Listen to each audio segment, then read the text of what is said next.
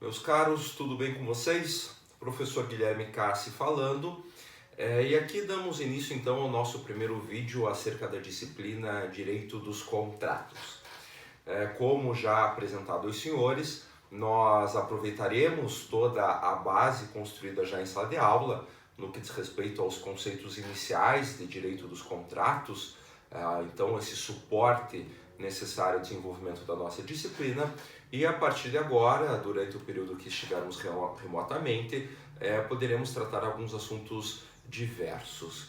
Então, periodicamente eu vou disponibilizar aos senhores algumas gravações com comentários, raciocínios, uma interpretação e uma crítica sobre o conteúdo que faz parte então da nossa disciplina. Dito isso, o primeiro tema que eu vou tratar com os senhores na nossa disciplina diz respeito aos princípios contratuais. Então, como já informado os senhores e como já é do conhecimento dos senhores, essa disciplina, posso dizer assim, chamada Direito dos Contratos, observa alguns princípios jurídicos que lhes são muito caros e é de extrema importância que, para poder usar dessa ferramenta tão importante que é o contrato, nós possamos dominar então essas normas e princípios. Diante disso, então, para iniciar o meu conteúdo sobre o tema, eu acho bom lembrar a diferença entre norma, regra e princípio. É bastante básico, é algo elementar, mas vocês se recordam que eu tenho um grande gênero que se chama norma, no sentido de determinações de conduta. Então há a figura na nossa sociedade de certas determinações de conduta com diferentes fontes, por exemplo, a religião, ou a própria ética, ou costumes que direcionam a nós certos comportamentos ao que nós chamamos de norma.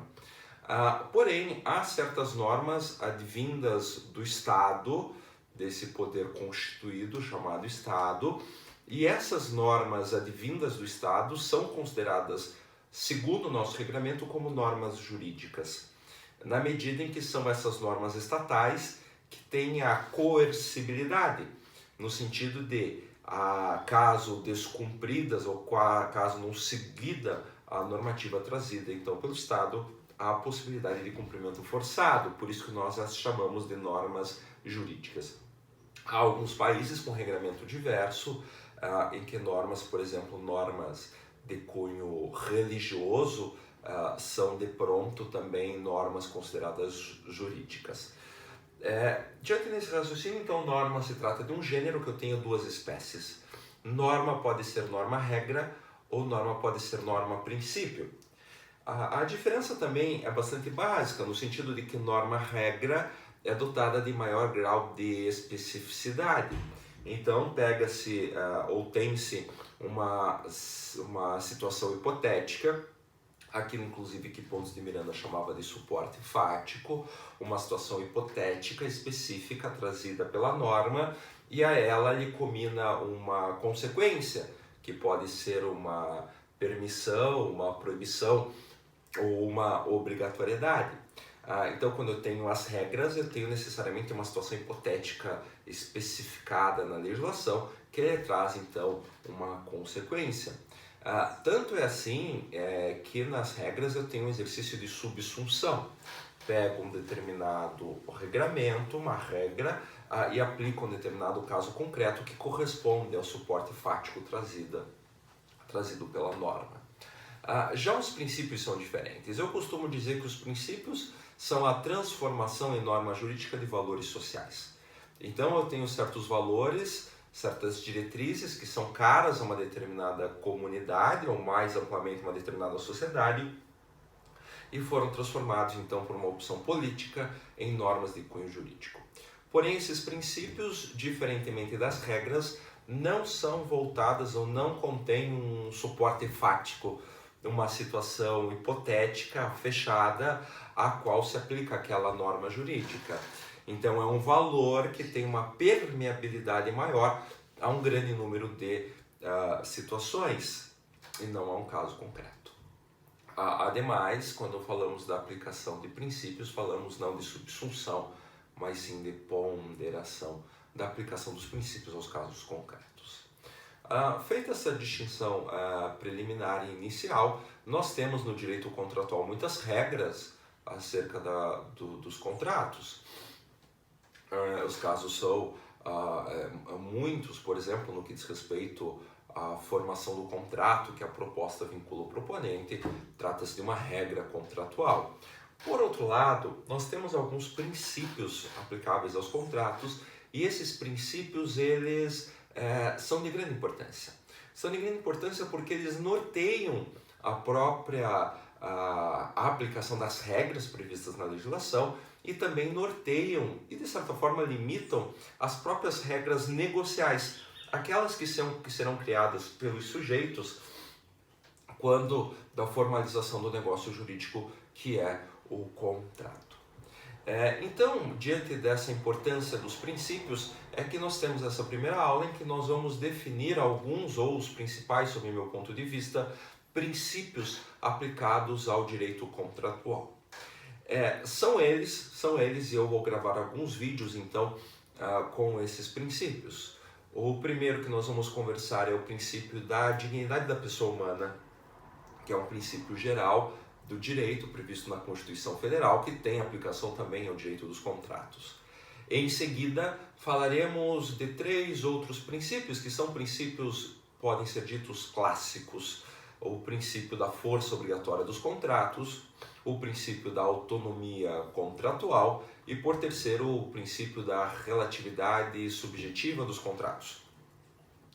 Por derradeiro, falaremos de 2 princípios que são chamados de princípios sociais.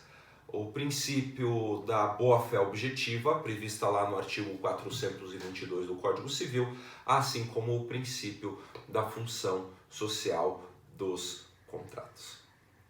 Bom, dito isso, ainda nesse vídeo eu queria compartilhar com os senhores a aplicação da dignidade da pessoa humana no direito contratual. Esse princípio, que está previsto lá no artigo 1º, inciso 3º da Constituição, e permeia, portanto, toda a ordem jurídica, por assim dizer, tanto no que diz respeito à atividade do Estado, quanto no que diz respeito à atividade dos particulares, também tem importância ao direito contratual. Lembrando que dignidade da pessoa humana é a ideia de que todas as pessoas têm um plexo de garantias, então certos direitos, por assim dizer, que perfazem um núcleo essencial, um núcleo indisponível, que garante assim um mínimo poderia dizer inclusive, aí que vem a palavra, de dignidade a todos os sujeitos. Tanto a dignidade da pessoa humana permeia todo o ordenamento jurídico a partir da garantia desse mínimo existencial, poderia dizer assim. É interessante que quando eu pego o Código Civil de 2002, Lei 10.406, um código pós-Constituição Federal, logo em seus primeiros artigos eu já tenho os chamados direitos de personalidade. É interessante que é possível fazer um link, um raciocínio, ligando esses direitos de personalidade à dignidade da pessoa humana. Então, quando pega direitos indisponíveis, como a imagem, a honra de uma pessoa, a incolumidade física das pessoas, inclusive, são direitos trazidos como direitos de personalidade que representam um núcleo essencial à vida de toda e qualquer pessoa. A partir desse link entre dignidade da pessoa humana e direitos de personalidade, é que eu posso chegar a um novo raciocínio sobre como esse princípio se aplica aos contratos. E, na verdade, a dignidade da pessoa humana se aplica em 2 dimensões no direito contratual. Uma primeira dimensão no que eu posso dizer a execução do contrato, ou mais especificamente o cumprimento das obrigações assumidas no contrato, e num segundo aspecto, no que tange ao conteúdo do contrato. Então vamos lá. Quanto à execução do contrato, que vem a ser aqui o cumprimento das obrigações assumidas, eu me recordo que o contrato gera obrigações e é um direito do credor previsto pelo próprio Código Civil. Exigir o cumprimento das obrigações inadimplidas é mais executar judicialmente, conforme o caso, essas obrigações inadimplidas. Somam-se a esses direitos o direito de remitir a dívida, no que diz respeito ao perdão, e também o direito de ceder essas obrigações para terceiro. Então, diante de um inadimplemento contratual ou inadimplemento das obrigações assumidas, pode a parte credora, então, se lançar-se valer dos meios necessários à satisfação do seu crédito. No entanto, com a aplicação do princípio da dignidade da pessoa humana aos contratos, não pode um determinado credor se lançar ou lançar mão de atos que venham a aviltar ou a afrontar a dignidade da pessoa humana ou do devedor, ainda que seja uma verdade que se trate de um devedor. A essas situações eu conto aos meus alunos um caso que me chegou, um caso espanhol da década de 80, a título de exemplo, em que um determinado empresário teve uma grande ideia de cobrança de dívidas.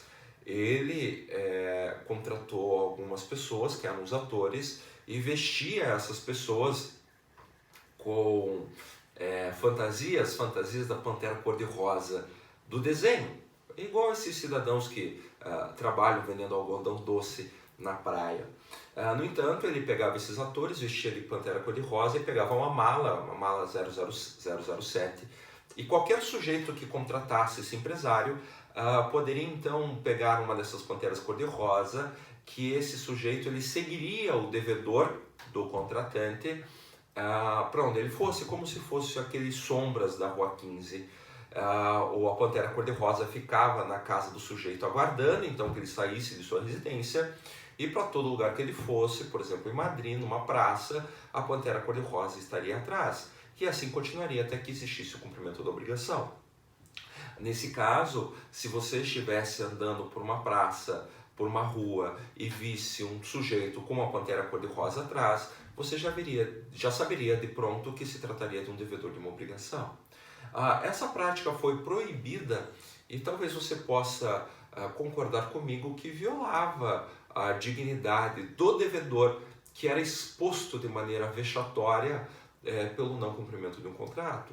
Ainda que seja possível a exigibilidade e execução de obrigações previstas em contrato, há certos limites, como esse que eu mencionei aos senhores. Então, a primeira dimensão diz respeito à dignidade da pessoa humana aplicada à execução dos contratos. O segundo item, eu gostaria de me referir ao conteúdo do contrato. Nós sabemos que existe o princípio da autonomia contratual, a liberdade contratual, que diz respeito que o conteúdo de um contrato é de livre disposição dos sujeitos nos termos da lei. No entanto, ainda que eu tenha essa liberdade, um conceito inclusive do liberalismo do século XIX, nós não podemos esquecer que as partes encontram certas limitações. E no que diz respeito que eu não posso ter o conteúdo de um contrato que viole o princípio da dignidade da pessoa humana. Logo, um sujeito ele não pode, por um contrato, por exemplo, abrir mão de seu nome. Por exemplo, ele não pode, sua incolumidade física, ser objeto de um contrato, ainda que seja por meio de sua vontade. Então, aquele plexo de garantias que eu disse dos direitos de personalidade previstos no Código Civil não podem ser dispostos, não podem ser negociados, ainda que por vontade do próprio sujeito, porque aí estar-se-á diante de uma inconstitucionalidade. É muito interessante que, como se trata de um princípio, depende da aplicação do caso concreto, e o caso concreto é sempre visto a partir da cultura de uma determinada sociedade. Então, certos contratos que há 50, 60 anos atrás poderiam ser vistos como atentatórios à dignidade da pessoa humana, vide contrato em que a pessoa abre mão de sua intimidade em favor do bel prazer de terceiros, hoje não haveria qualquer problema. E falo nomeadamente, por exemplo, reality shows que existem na televisão brasileira e mundial, em que as pessoas abrem mão de sua intimidade para o prazer de terceiros. Trata-se de uma relação contratual, trata-se de um direito de personalidade, mas que nosso contexto atual não é visto como afrontador à dignidade da pessoa humana, ou pelo menos não merecedor de limitação por parte do Estado. Então, a guisa de conclusão, a dignidade da pessoa humana, artigo 1º, inciso 3º, princípio geral do direito, também tem aplicação ao direito dos contratos, 1, quanto à execução, 2, quanto ao conteúdo do contrato, que pode limitar, então, a disposição de vontade dos sujeitos, ainda que haja a concordância de todos os envolvidos. Certo? Então, nos próximos vídeos, trataremos mais da matéria relativa a princípios.